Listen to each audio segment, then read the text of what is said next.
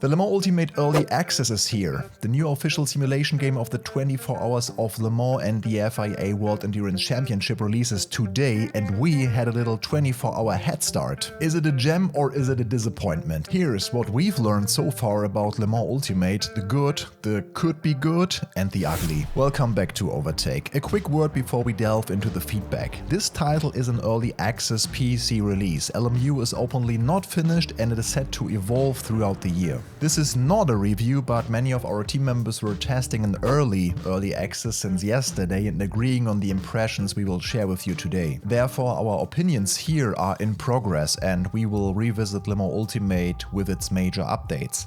Make sure to subscribe to our channel to not miss out on that. So right now there is a long list of known issues. However, this still costs €30 or $33, so for that price, today here's what it's like.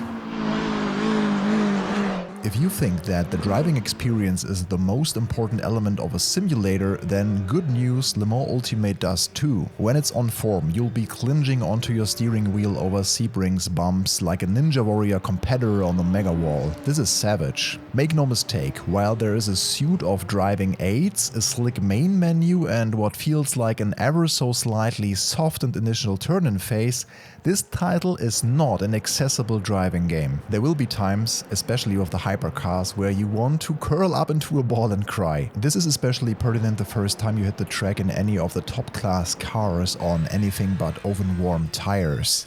Like the Real World series it replicates, tire blankets are omitted. Exiting the pits, you are almost guaranteed to miss the first corner, then spin at the second. 4 laps later, you still will be trying to turn those rubber icons from blue to green without creating a flat spot.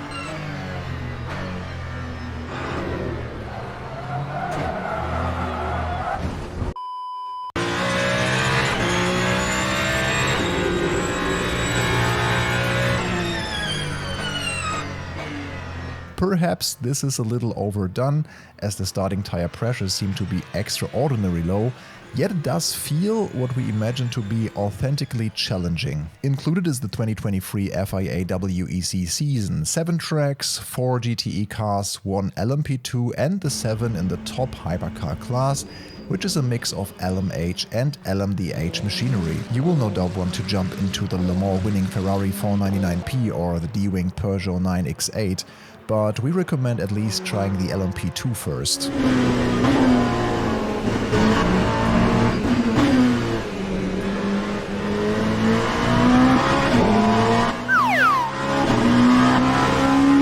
Especially the top class can swap ends on you, and the representation of a brake-by-wire system takes some time getting used to, as it should. These are complex beasts. Once you are up to speed, how the cars handle the track imperfections is mighty, from the spark including Blanchiment to the way they straddle curbs at Monza. During turn-in, the steering feels a little loose and indistinct in the first quarter, but that may be realistic as these cars have some negative camber and your front tires need contact to apply more force to your wheel. You can also tell that there is a lot of R-Factor 2 under the hood, including the tire physics. More about that later. Watching a slow-motion replay reaffirms our belief that there isn't a more lifelike representation of these cars' highly tuned chassis elsewhere in sim racing. This amplified by the sounds, which are uncanny.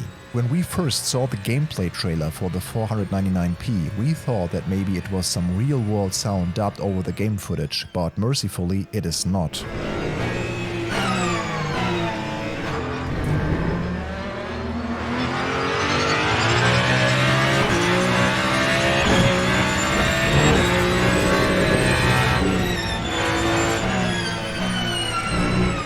The mix of turbocharged V6s and electrical harvest systems is intoxicating, but even the LMP2 sounds incredibly authentic.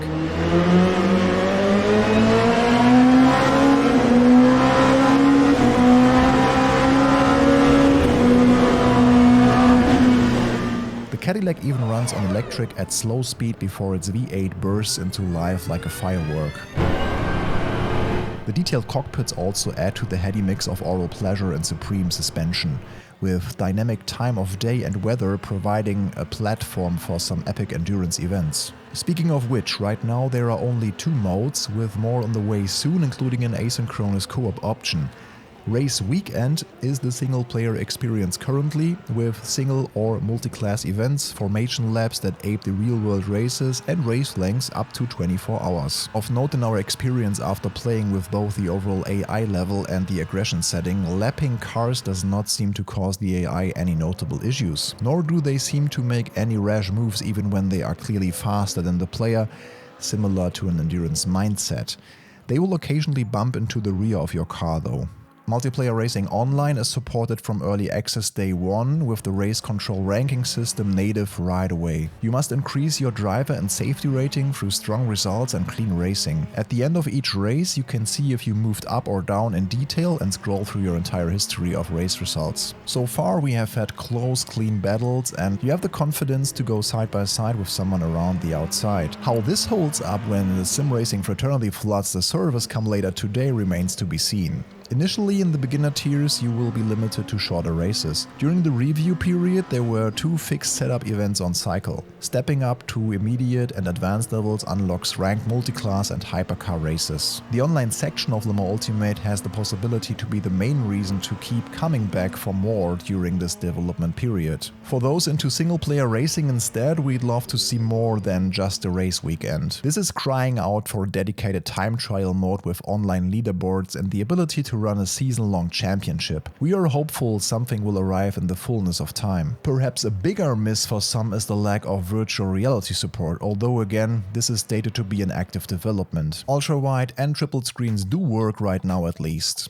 Even though I had to twig an INI file that is equivalent to the R-Factor 2 way of doing it properly, adjusting my triples. The in-game tool for this is there, using the old R-Factor 2 hotkey, but unfortunately not functional, you just cannot click the options. Talking about R-Factor 2, while Le Mans Ultimate has a slick intro trailer and smooth top-level user experience, sometimes trying to set up important elements is like eating water with a fork. It has a sub-menu system with quirks that we previously dismissed as just R-Factor 2 things.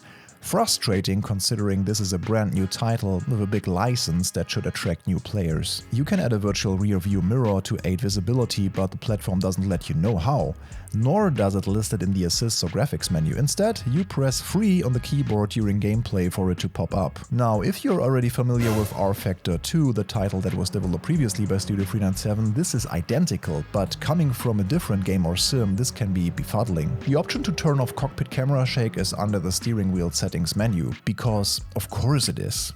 The in-game spotter doesn't appear to do anything except calling your lap times and the green flag at the start of the race. Zero help with tire temps or when to switch compounds. Single-player races can be up to a day long, but because the main replay system from R-Factor 2 is omitted presently, the resume from replay function is also missing, and that means you cannot save your progress through a race. Traction control is not listed as an assist either, only modifiable via the in-race multifunction display, which is realistic and not a complaint, but perhaps in the assist menu you can explain that for newcomers? Then we must talk about the instabilities. Once again, this is early access and most of these are listed known issues, but at the same time we cannot report on what it may become, but rather what it is like right now. The in-race setup menus could be glacially slow, to the point of being unusable. Switching on VSync can help a bit. If you skip qualifying, the grid order is randomized, including all 3 classes, which can result in a GTE car on pole position ahead of hypercar. The AI often cannot handle formation laps, either crashing into each other or driving through the pace car.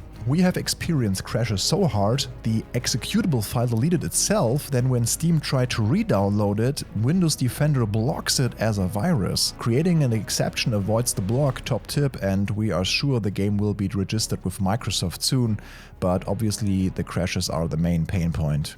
Sometimes in single player, I couldn't leave the pit lane in a GTE car at Spa. In online we were once spawned into a placeholder GT car without an interior. There is a neat touch when using a Fanatec wheel, a little LM appears in the digital readout. Not so neat is the game forgetting steering wheel settings or being sometimes prominently out of alignment. I had huge issues to get correct angles with my Club Sport DD+. It almost makes LMU unplayable for me after an update that was done this morning. It also forgets the race lengths between qualifying and the race itself, defaulting to its own agenda. It decides that you should race for 6 hours instead of 90 minutes, and it never saves your race settings the next time you come to them. The list is seemingly endless. Let us know how you get on it in the comments below. We also appreciate that these are what the Overtake team has experienced on our particular hardware. Yours may be different. It is hard to imagine though that until recently this was not going to be an early access release. Thank goodness it is. Le Mans Ultimate then, when you are hurtling down the Mulsanne straight at night in a Toyota hypercar on your own, it can be a spectacular experience. The driving experience rules all, in case your wheel works well, but as it stands it can be frustrating to just get it to work, and that's a real bummer.